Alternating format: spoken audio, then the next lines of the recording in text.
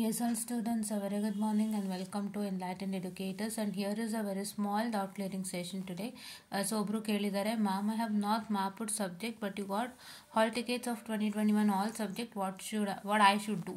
So ಏನಾಗುತ್ತೆ ಅಂದರೆ ನೀವು ಮ್ಯಾಪ್ ಮಾಡಿಲ್ಲ ಅಂತಂದಾಗ ಸೊ ನಿಮ್ಮದು ಯಾವ ಒರಿಜಿನಲ್ ಸ್ಕೀಮಲ್ಲಿ ನೀವಿದ್ದೀರಾ ಅದೇ ಸ್ಕೀಮ್ದು ನಿಮಗೆ ಹಾಲ್ ಟಿಕೆಟಲ್ಲಿ ಬಂದುಬಿಡತ್ತೆ.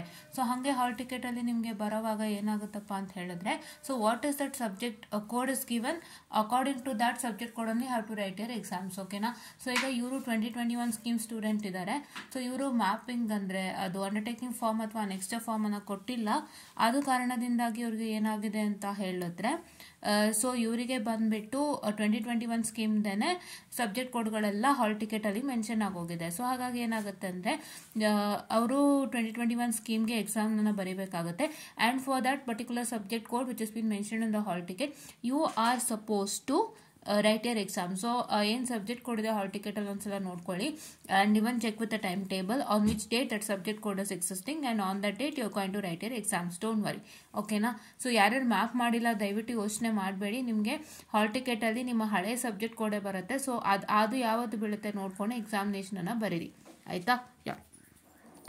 And next, ALF ಕೇಳಿದ್ದಾರೆ. Good evening ma'am, I am recently in 5th sem and today was my lab external. I wanted to know that answer booklets will go for VTU or not because it's lab.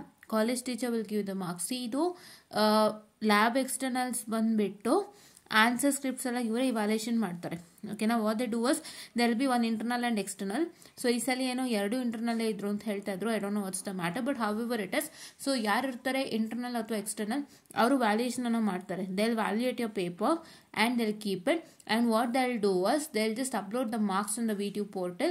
After they upload the marks in the VTU portal, those answer scripts ಏನಿದೆಯಲ್ಲ ನಿಮ್ಮದು ಅದನ್ನೆಲ್ಲ ಅವರು ನೀಟಾಗಿ seal ಮಾಡಿಬಿಟ್ಟು ಅದನ್ನು ಅವ್ರು VTU ಕಳಿಸ್ಕೊಡ್ತಾರೆ. ಓಕೆನಾ. That will be scent after valuation, not before valuation. Like ಸೇ ನೀವು ಆನ್ಸರ್ ಬುಕ್ಲೆಟ್ಸ್ ಕೊಟ್ಟಿದ ತಕ್ಷಣ ಇದನ್ನ ಸೀಲ್ ಮಾಡಿಬಿಟ್ಟು ತಕ್ಷಣ VTU ಕಳಿಸೋದಿಲ್ಲ. Okay, they don't do that. What they do was they'll just validate your answer scripts, laboratory answer scripts after you give. ಅದಾದಮೇಲೆ ಎಲ್ಲದು valuation ಆದಮೇಲೆ ಅದನ್ನ ನೀಟಾಗಿ ಒಂದು ಕಡೆ ಸೀಲ್ ಮಾಡಿಬಿಟ್ಟು ಒಂದು ಕವರ್ಗೆ ಹಾಕಿ ಸೀಲ್ ಮಾಡಿಬಿಟ್ಟು ಅದನ್ನು VTU ಕಳಿಸ್ಕೊಡ್ತಾರೆ. And before sending it to the VTU they'll upload your marks to the VTU portal. ಆಯಿತಾ? ಇಷ್ಟೇ ಪ್ರೋಸೆಸ್ ಆಗೋದು, ಇನ್ನೇನು ಆಗಲ್ಲ.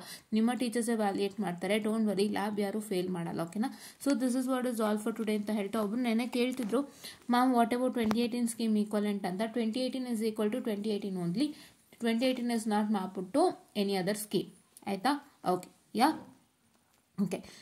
So this is what is all for today ಅಂತ ಹೇಳ್ತಾ, ಆ್ಯಂಡ್ ಒನ್ ಮೋರ್ ಥಿಂಗ್, ಯಾರಿಗಾದರೂ ಇನ್ನೂ ಈಕ್ವಲೆನ್ಸಲ್ಲಿ ಡೌಟ್ ಇದ್ದರೆ ನನ್ನ ಸಬ್ಜೆಕ್ಟ್ ಈಕ್ವಲೆಂಟೋ ಇಲ್ವೋ ಅಂತ, ಮ್ಯಾಪ್ ಆಗಿದೆಯೋ ಇಲ್ವೋ ಅಂತ ಹೇಳ್ಬಿಟ್ಟು, ಅದೇ ಹೇಳಿದ್ನಲ್ಲ ಸಬ್ಜೆಕ್ಟ್ ಕೋರ್ಸ್ ಸಬ್ಜೆಕ್ಟ್ ಈಕ್ವಲೆನ್ಸ್ ಅಂತ ಏನಿದೆಯಲ್ವಾ, ಕೋರ್ಸ್ ಸಬ್ಜೆಕ್ಟ್ ಈಕ್ವಲೆನ್ಸ್ ಅಂತ ಅದನ್ನ ಟೈಪ್ ಮಾಡಿಬಿಟ್ಟು ನಿಮ್ಮ ಕೋರ್ಸ್ ಸಬ್ಜೆಕ್ಟ್ ಈಕ್ವಲೆಂಟ್, ನೀವು ಯಾವ ಸ್ಕೀಮಲ್ಲಿ ಇದ್ದೀರಾ ಮತ್ತು ನಿಮ್ದು ಯಾವುದಕ್ಕೆ ಈಕ್ವಲೆಂಟ್ ಇದೆ ಅದರದ್ದು ಒಂದು PDF ಫಾರ್ಮೆಟನ್ನು ತೊಗೊಳ್ಳಿ. ಅದು ಸ್ಪ್ರೆಡ್ಶೀಟಲ್ಲಿದ್ದರೆ ಆ ಸ್ಪ್ರೆಡ್ಶೀಟಲ್ಲಿ ತೊಗೊಳ್ಳಿ. ಇದನ್ನು ನೀವು ಮಾಡಿಕೊಂಡು ನೀವು ಚೆಕ್ಔಟ್ ಮಾಡ್ಕೊಳ್ಳಿ. ಓಕೆನಾ.